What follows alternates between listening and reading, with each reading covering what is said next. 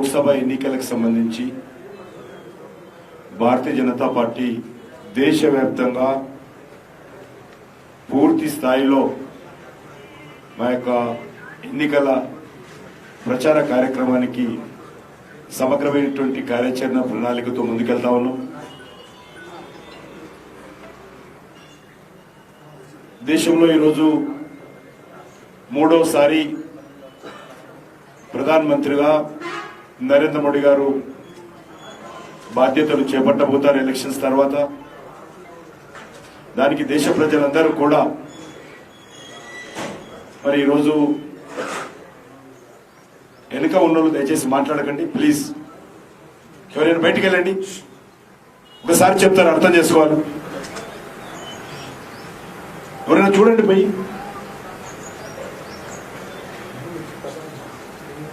దేశ ప్రజలందరూ కూడా ఈరోజు నరేంద్ర మోడీ గారు మళ్ళీ ప్రధానమంత్రి కావాలని, వారి నాయకత్వంలోనే దేశం మరింత ముందుకెళ్తుందని, దేశం భద్రంగా ఉంటుందని ఈరోజు అన్ని వర్గాల ప్రజలు విశ్వసిస్తా ఉన్నారు. ఆ రకంగా అన్ని వర్గాల ప్రజలు నరేంద్ర మోడీ గారికి మద్దతు ప్రకటిస్తున్నారు. ఈరోజు కాంగ్రెస్ పార్టీలో ఉన్న నాయకులు కూడా చాలా మంది అనేక రాష్ట్రాలలో ప్రత్యక్షంగా పరోక్షంగా కాంగ్రెస్ పార్టీలో ఉన్నటువంటి సీనియర్ నాయకులు, గత 40-50 సంవత్సరాలుగా కాంగ్రెస్ పార్టీలో పనిచేసినటువంటి పెద్దలు, ఎంతో రాజకీయ అనుభవం ఉన్నటువంటి వాళ్ళందరూ కూడా ఈరోజు నరేంద్ర మోడీ గారు మళ్ళీ ప్రధానమంత్రి కావాలి, ఇప్పుడున్నటువంటి పరిస్థితుల్లో వారి నాయకత్వమే ఈ దేశానికి అవసరము అనే విధంగా ఈరోజు బయటికి రావడము, స్పందించడము, బీజేపీలో చేయడం మనం చూస్తా ఉన్నాం. వచ్చేటువంటి 5 సంవత్సరాలు భారతీయ జనతా పార్టీ నరేంద్ర మోడీ గారు 4 అంశాల మీద దృష్టిని కేంద్రీకరించారు. ఇప్పుడు జరుగుతున్నటువంటి అభివృద్ధి కార్యక్రమాలు కానీ, సంక్షేమ కార్యక్రమాలు కానీ, మౌలిక వసతులు కానీ, లేక విదేశీ విధానం కానీ, లేక వ్యవసాయ విధానం, అన్నింటిని కూడా కొనసాగిస్తూనే అదనంగా మరొక 4 సెక్టార్స్ మీద మరింత దృష్టిని పెట్టేటువంటి నిర్ణయం తీసుకోవడం జరిగింది. మీకందరూ తెలుసు, ఆదివాసీలలో, గిరిజనులలో, వెనుకబడినటువంటి ప్రాంతాలను మరింతగా అభివృద్ధి చేయడం కోసము ప్రధానమంత్రి జన్మన్ అనేటువంటి పథకం ద్వారా ఇంకా 70 సంవత్సరాలుగా నిర్లక్ష్యానికి గురి కాబడినటువంటి ఆదివాసీ గ్రామాలు ఏవైతున్నాయో, ఆదివాసీకి సంబంధించినటువంటి బస్తీలు ఏవైతున్నాయో, వాడలు ఏవైతున్నాయో వాటన్నిటిని కూడా అభివృద్ధి చేసే కార్యక్రమం శ్రీకారం చుట్టారు. మన రాష్ట్రంలో కూడా 10 ప్రాంతాలను గుర్తించాము. అందులో ఆదిలాబాద్ లో కూడా కొన్ని జిల్లాలు, కొన్ని ప్రాంతాలు ఉన్నాయి. వాటన్నిటిని కూడా సమగ్రమైనటువంటి అభివృద్ధి చేసేటువంటి కార్యక్రమం శ్రీకారం చుట్టాము. ఎందుకంటే ఆ రకంగా నిర్ణయం తీసుకోకపోతే మరో 70 సంవత్సరాలైనా వాళ్ళు ఆ రకంగానే సమాజానికి దూరంగా అభివృద్ధి ఫలాలు అందకుండా నిర్లక్ష్యానికి గురి కాబడతారనే దృక్పథంతో నరేంద్ర మోడీ గారి ప్రభుత్వము ఆ దిశలో కార్యక్రమం తీసుకోవడం జరిగింది.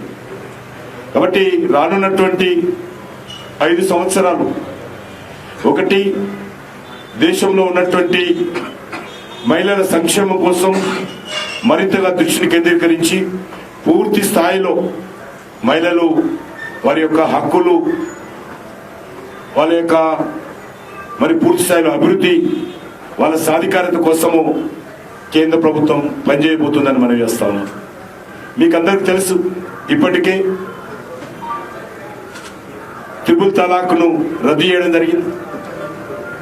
ఇప్పటికే మహిళలకు శాసనసభలో కానీ పార్లమెంట్లో కానీ 33% రిజర్వేషన్ 70 సంవత్సరాల తర్వాత డాక్టర్ బాబాసాహెబ్ అంబేద్కర్ ఉన్నప్పుడు కూడా చర్చిస్తే ఆ రోజు వ్యతిరేకించారు చాలా మంది. కానీ ఈరోజు నరేంద్ర మోడీ గారి నాయకత్వంలో 70 సంవత్సరాల మహిళల రిజర్వేషన్ కళ సాకారమైంది. అంతేకాదు ఈరోజు గ్రామీణ ప్రాంతాల్లో పేద ప్రజల్లో మహిళల యొక్క సమగ్రమైనటువంటి అభివృద్ధి కోసం భారత ప్రభుత్వం కృషి చేస్తూ ఉంది. మహిళలకు ఒక టాయిలెట్ నుంచి మొదలు పెడితే, బ్యాంక్ అకౌంట్ నుంచి మొదలు పెడితే అన్ని రకాలుగా వాళ్ళకు అండగా ఈరోజు నరేంద్ర మోడీ గారి ప్రభుత్వం నిలబడి, చివరకు సైన్యంలో కూడా మహిళలను భాగస్వాములు చేస్తూ ఉన్నాము, సైనిక్ స్కూల్లో భాగస్వాములు చేస్తూ ఉన్నాము, ఆర్మీలో కావచ్చు, ఎయిర్ ఫోర్స్లో కావచ్చు, నేవీలో కావచ్చు, మహిళలను పూర్తి స్థాయిలో భాగస్వాములు చేసి మహిళల యొక్క శక్తికి ఈరోజు గుర్తింపు ఇస్తున్నటువంటి ప్రభుత్వము నరేంద్ర మోడీ గారి ప్రభుత్వం. అంతేకాకుండా రెండోది రైతాంగం. వచ్చేటువంటి 5 సంవత్సరాలు కూడా రైతాంగం పైన, వ్యవసాయ రంగం పైన, రైతుల సమస్యల పైన ఇప్పటికీ అనేక రకాల దృష్టి కేంద్రీకరించాం. మరింతగా ముందుకు తీసుకెళ్లేటువంటి ప్రయత్నం చేస్తాం. అదేవిధంగా మూడో అంశము ఈరోజు యూత్. ఈ యూత్ను కూడా అన్ని రంగాలలో ప్రోత్సహించేటువంటి ప్రయత్నం ఇప్పటికే స్టాండప్ కింద కావచ్చు, స్టార్టప్ కింద కావచ్చు, లేక అనేక రకాల కొత్త ఇన్నోవేషన్ కావచ్చు, ఈరోజు యూత్ను ప్రోత్సహిస్తున్న విషయం మనకు అందరికీ తెలుసు. పెద్ద ఎత్తున ఎంప్లాయ్మెంట్ జనరేషన్ కూడా అన్ని రంగాల్లో జరుగుతూ ఉంది. కాబట్టి మా ప్రభుత్వం వచ్చే 5 సంవత్సరాలు మూడో అంశమైనటువంటి యువకుల యొక్క సమగ్రమైనటువంటి అభివృద్ధికి, వాళ్ళను పూర్తి స్థాయిలో దేశ అభివృద్ధిలో భాగస్వాములు చేసేటువంటి ప్రయత్నం, వాళ్ళ నాయకత్వంలోనే దేశము 2047లో ఒక అభివృద్ధి చెందిన దేశంగా, ఒక వికసిత్ భారత్గా, డెవలప్డ్ కంట్రీగా భారత్ ఎమర్జ్ కావాలి. దానికోసము వచ్చే 5 సంవత్సరాలు యువతను కూడా మా ప్రభుత్వము పూర్తి స్థాయిలో భాగస్వాములు చేసి వాళ్ళ శక్తి యుక్తులను కూడా కేంద్రీకరించి రానున్న రోజుల్లో భారతదేశం యొక్క యువశక్తి ద్వారా ప్రపంచాన్ని శాసించాలి. ప్రపంచంలోనే ఒక ఆదర్శమైనటువంటి యువతగా, ప్రపంచంలో ఉన్నటువంటి అన్ని రంగాలలో కూడా భారత్ సంబంధించినటువంటి మరి మేధస్సు ద్వారా, యువ మేధస్సు ద్వారా ప్రపంచాన్ని అంతా కూడా శాసించే విధంగా యువతను తీర్చిదిద్దేటువంటి ప్రయత్నం వచ్చే 5 సంవత్సరాల్లో మేము డెడికేట్ చేయబోతున్నాం. 4వ అంశము పేద ప్రజలు. మరింతగా అన్ని వర్గాలలో ఉన్నటువంటి పేద ప్రజలను గుర్తిస్తాము. గిరిజనుల్లో పేద ప్రజలు ఎవరు ఉన్నారు, బీసీలలో పేద ప్రజలు ఎవరు ఉన్నారు, షెడ్యూల్ క్యాస్ట్లో పేద ప్రజలు ఎవరు ఉన్నారు, ఇంకా నిర్లక్ష్యానికి గురి కాబడినటువంటి వర్గాలు ఏవి ఉన్నాయి. అనేక రంగాలలో ఈరోజు ఇంకా పేద ప్రజలు ఉన్నారు. కాబట్టి ప్రభుత్వ ఫలాలు ముందుగా 75 సంవత్సరాలుగా ప్రభుత్వ ఫలాలు అందనటువంటి పేద ప్రజలు ఎవరైతే ఉన్నారో వాళ్ళను గుర్తించి వాళ్ళ యొక్క సమగ్ర అభివృద్ధి కోసం కూడా చర్యలు తీసుకోబోతున్నాం.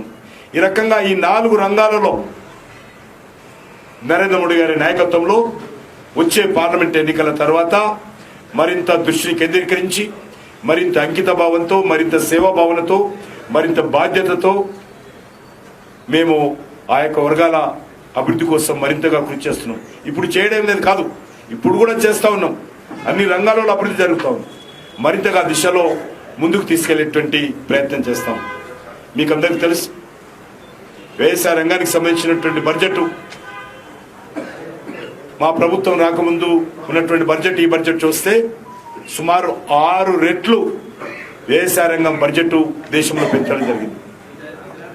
అదేవిధంగా ఈరోజు వ్యవసాయ రంగానికి సంబంధించినటువంటి విద్యుత్ కోతలు, ఎరువుల కొరతలు ఉండేది.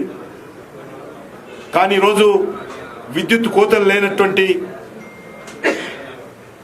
భారతాన్ని నిర్మించడం జరిగింది గత 9 సంవత్సరాలలో. ఎరువుల కొరతలు లేనటువంటి వ్యవస్థను ఈరోజు భారత ప్రభుత్వం నిర్ణయించడం జరిగింది. గతంలో మనం చూసాం, ఏ రాష్ట్రంలో చూసినా విపరీతంగా విద్యుత్ కోతలు ఉండేది, మన తెలంగాణతో సహా. కానీ ఈరోజు కేంద్ర ప్రభుత్వం తీసుకున్నటువంటి అనేక చర్యల కారణంగా బొగ్గు ఉత్పత్తి, బొగ్గు ద్వారా విద్యుత్ ఉత్పత్తి, మొత్తము నేషన్ అంతా ఒక నేషనల్ గ్రిడ్గా పవర్కి సంబంధించినటువంటి ఉత్పత్తి సరఫరా కోసం నేషనల్ గ్రిడ్ ఏర్పాటు చేయడము, చిన్న రాష్ట్రాల నుంచి మొదలు పెడితే అన్ని రాష్ట్రాలకు అనుసంధానం చేయడము. ఈరోజు నరేంద్ర మోడీ గారి ప్రభుత్వము విద్యుత్ కోతలు, అది వ్యవసాయ రంగానికి కానీ, వాణిజ్య రంగానికి కానీ, పారిశ్రామిక రంగానికి కానీ, గృహ అవసరాలకు కానీ, ఈ 4 రంగాలకు కూడా విద్యుత్ కోత లేనటువంటి భారతదేశాన్ని నిర్మాణం చేయడం జరిగింది. అదేవిధంగా ఎరువుల కొరత. మనకు ఎరువులు కావాలన్నప్పుడు ఎంత ఇబ్బంది అయ్యేదో మనం చూసాం. ఒక ప్రైవేట్ షాపుల ముందు, ప్రైవేట్ డీలర్స్ ముందు ప్రతిరోజు రేపు లోడ్ వస్తుంది అంటే ఒకరోజు ముందే రైతులు వచ్చి క్యూలర్లో రాత్రంతా నిలబడినటువంటి పరిస్థితి మన కళ్ళ ముందు మనం చూసాం. కానీ ఈరోజు ఎరువుల కొరత ఎక్కడ లేదు. ఎరువుతో బ్లాక్ మార్కెటింగ్ ఆపాం. వేపపూత పూసినటువంటి యూరియా ద్వారా ఎరువులు దారి మళ్లించేటువంటి కార్యక్రమాన్ని ఆపాము. విదేశాలలో పెద్ద ఎత్తున ఎరువుల ధరలు పెరిగినాయి ప్రపంచమంతా కూడా. అది కరోనా అప్పుడు పెరిగింది, అది మరి ఉక్రెయిన్ రష్యా ఉద్యమం అప్పుడు పెరిగింది. ప్రపంచమంతా ఆర్థిక మాధ్యమం ఉన్నటువంటి నేపథ్యంలో కూడా ధరలు పెరిగినప్పుడు కూడా ఈరోజు మరి మన దేశంలో మాత్రము ఎరువుల ధరలు పెరగకుండా చర్యలు తీసుకోవడం జరిగింది. ఈరోజు మనకందరికీ తెలుసు 6,000 రూపాయలు రైతుల అకౌంట్లో మోడీ పైసలు వేస్తా ఉన్నాం, కేంద్ర ప్రభుత్వ నిధులు వేస్తా ఉన్నాం. విధిగా అనుకున్నటువంటి డేటు ప్రకారము సంవత్సరానికి 3 సార్లు రైతుల అకౌంట్లో మరి ఒక్కరోజు కూడా ఆలస్యం కాకుండా, ₹1 తగ్గకుండా మరి నిర్ణయం ప్రకారము మరి ప్రధానమంత్రి కిసాన్ సన్మాన్ నిధి మోడీ పైసలు బ్యాంకుల అకౌంట్లో వేస్తా ఉన్నాం.